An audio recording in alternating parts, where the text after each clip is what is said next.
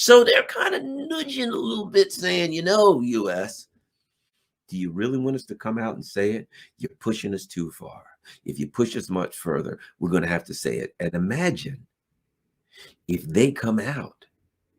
Imagine what happens if they come out and admit that the United States launched a military attack against Germany. Everybody knows the United States launched a military attack against Germany. The neocons don't give a crap, because there's going to be two parts of it. Number one is, we were attacked. They told us that the Russians were going to attack us, and they attacked us. Not only did they attack us, they don't care. If they come out and they say, the United States did it, they did it, and everybody's in an uproar, and they said, United States, we got a problem, you did it. What do you think Blinken and Newland are going to be like? Yeah, okay, look, guys, time to stop playing games here. Yeah, we did it. Shut up. Okay? You're getting on our nerves here. You know why we did it? Because we can. You mean nothing to us. We don't care. Amuse yourself.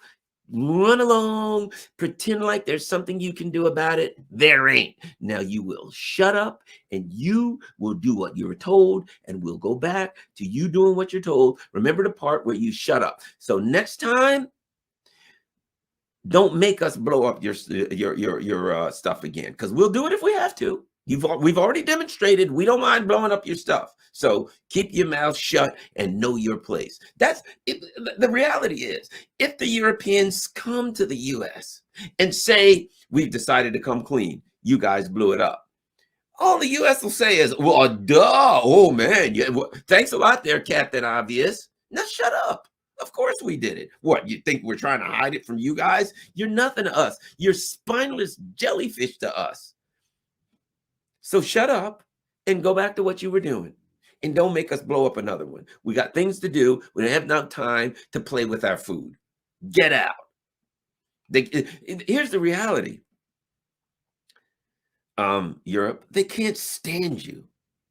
There's a reason that Victoria Nuland said F the EU, because they don't like you. They can't stand you. They are stealing your industry. They don't like you. They tolerate you at best.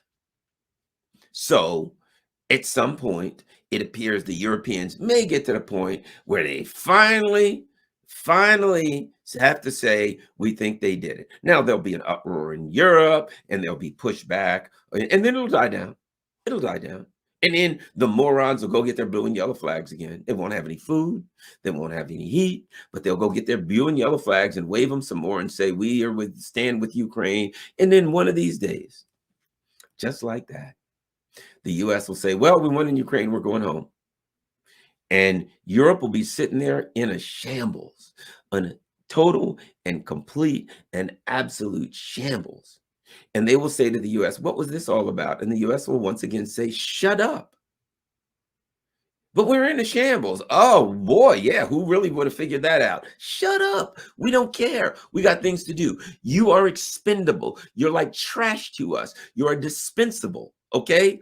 We don't talk to trash. We don't negotiate with trash. We throw trash away when we're finished with it. You are a waste product. Europe is a waste product, literally a waste product of US imperialism. That's all you are. You're the equivalent of poop.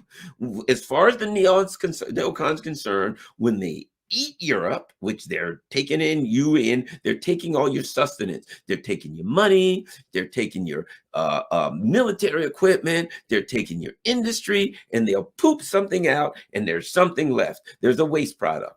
U.S. imperialism has consumed Europe, and the waste product that will be left will be what the EU will be. And then they'll move on. And then they'll say, oh, by the way, guys, get ready for the assault on China. And Europe will be like, but there's nothing left. There's got to be something left. We've taken 99% of everything you got. But we look over there and you got 1% left. We're going to use that against China. And you know what?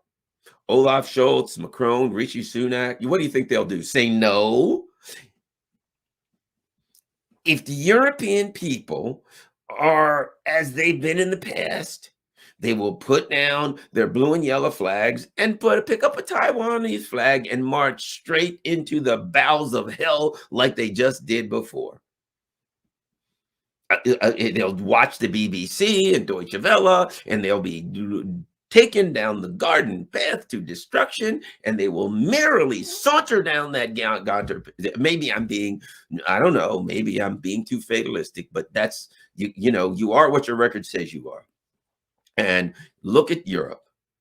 A lot of them are still going along with Ukraine, and Russia seems to be fine. The shelves are full. You know what I haven't heard about? The price of eggs going up in Russia. Russians, I've seen all kind of videos. I know people in Russia. I talked to them. The shelves are stocked.